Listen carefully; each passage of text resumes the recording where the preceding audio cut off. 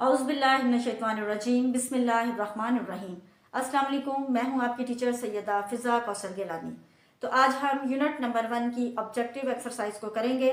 Objective exercise का question number 1 definition पर मुश्तमिल है, जो ऑलरेडी हम बहुत डिटेल में कर चुके हैं, लिहाजा हम क्वेश्चन नंबर 2 से स्टार्ट करेंगे।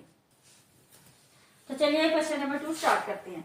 फिल इन दी ब्लैंक्स, खाली जगह पुर करें। फर्स्ट है 1-to-1 correspondence cannot be established between dash sets। 1-to-1 एक से एक की correspondence मुताबिकत cannot नहीं हो सकती, established कायम between दरमियान dash sets के दरमियान। तो इसमें ये पूछा गया है कि एक से एक की मुताबिकत डैश सेटों के दरमियान कायम नहीं हो सकती। तो किन सेट्स के दरमियान नहीं हो सकती? तो स्टूडेंट्स, हमें पता है कि नॉन इक्विवेलेंट सेट्स के दरमियान एक से एक की मुताबिकत कायम नहीं हो सकती। तो 1-to-1 correspondence cannot be established between dash non equivalent sets. Dash को हमने नॉन इक्विवेलेंट से फिल किया।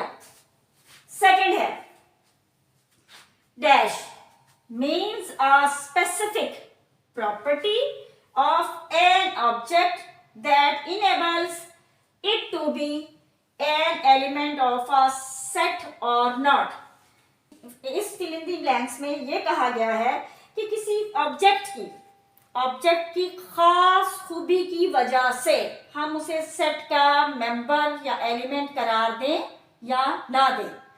तो स्टूडेंट्स, हमें पता है कि ये स्टेटमेंट किसको डिफाइन कर रही है? Well defined. क्योंकि अगर एलिमेंट वेल डिफाइंड होगा तो हम उसे सेट का मेंबर करार देंगे, अगर वेल डिफाइंड नहीं होगा तो उसे सेट का एलिमेंट करार नहीं देंगे। तो फिल इन दी ब्लैंक्स को हमने वेल डिफाइंड से फिल किया। Third, the symbol dash mean does not belongs to the set. इस फिल इन दी ब्लैंक्स में ये कहा गया है कि डैश सिंबल का सेट के साथ कोई ताल्लुक नहीं है। तो स्टूडेंट्स, हमें पता है कि कौन सी सिंबल का ताल्लुक सेट से नहीं है। तो इस फिल इन दी ब्लैंक्स में हम फिल करेंगे नॉट एलिमेंट। नॉट एलिमेंट का मतलब है नॉट बिलोंग टू, यानी सेट के साथ कोई ताल्लुक नहीं है। फोर्थ है dash set is also known as null set। इस फिल इन दी ब्लैंक्स में ये कहा गया है कि डैश सेट को हम नल सेट भी कहते हैं। तो स्टूडेंट्स, हमें पता है कि एम्प्टी सेट को नल सेट भी कहा जाता है। तो इस ब्लैंक को हमने एम्प्टी से फिल किया। Fifth, the symbol is used for two dash sets। इस fill in the blanks में ये कहा गया है कि ये जो सिंबल है हम दो डैश सेटों में इस्तेमाल करते हैं। तो हम ये किन के लिए इस्तेमाल करते हैं? तो स्टूडेंट्स, हमें पता है कि ये अलामत किसके लिए यूज होती है? नॉन इक्विवेलेंट सेट्स के दरमियान ये अलामत यूज होती है। तो इसलिए ब्लैंक में आएगा non equivalent. Question number 3, tick the correct answer. दुरुस्त पर टिक का निशान लगाएं। To represent two equal sets we use the symbol.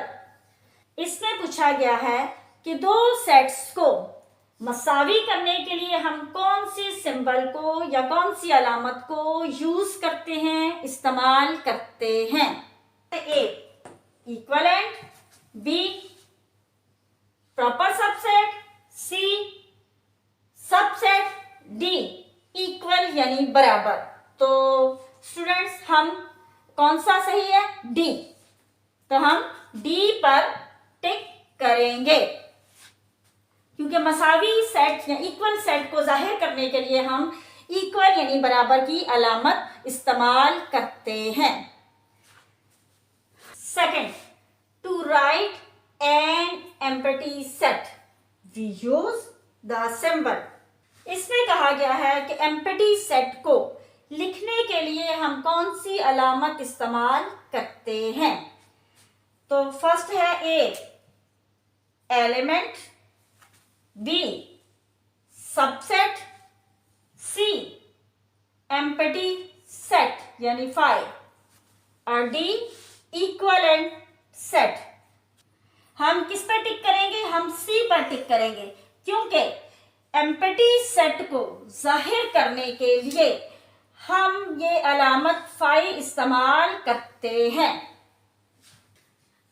Third, if A equal to set of vowels then अगर सेट ए वॉवल्स पर मुश्तमिल है तब फर्स्ट है I is not element of set A, B C is the element of set A, C U is the element of set A, D A is not element of set A. तो students हमें पता है कि vowels क्या होते हैं। Vowels A E I O U ये vowels होते हैं, यानी ए जो है वो किसके इक्वल है? वॉवल्स के एलिमेंट के सेट के इक्वल है। अब ए में क्या बता रहे हैं कि I is not element of set A, कि आई सेट ए में मौजूद नहीं है, जबकि ये गलत कह रहे हैं क्योंकि आई भी एक वॉवल है जो सेट ए में मौजूद है। सेकंड है B C is a element of set A, कह रहे हैं कि सी सेट ए में मौजूद है, जबकि आपको पता है कि सी वॉवल्स नहीं है, सी सेट ए में मौजूद नहीं है। फिर है C U is the element of set A, कि यू सेट ए का एलिमेंट है। अब डी में कह रहे हैं A is not element of set A, कि ए सेट ए का एलिमेंट नहीं है, जबकि स्मॉल ए भी वॉवल्स का मेंबर है। तो ये गलत कह रहे हैं, तो सही क्या है? सही है ये सी, कि you is the element of set A, कि यू सेट ए का एलिमेंट है, यू वॉवल है और हम किस पर टिक करेंगे? सी पर। फोर्थ है if set A is equal to 1 2 3 and और set B is equal to 0 1 2 3 4। A है set A is the proper subset of set B।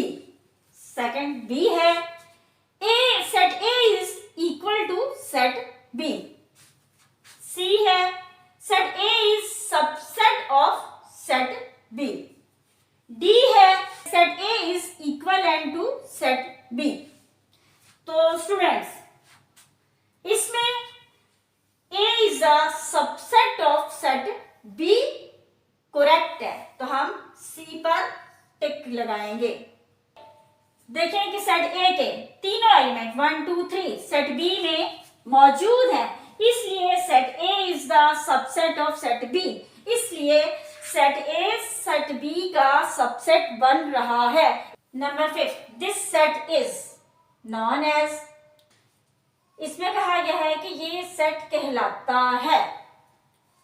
तो first A null set, B singleton set, C subset, D power set. तो null set mean खाली set, singleton set mean यकृतनी set, subset and power set. तो इसमें सबसे पहले हमने students ये देखना है कि इस सेट में कितने मेंबर्स हैं। इस सेट में सिर्फ एक मेंबर है 11।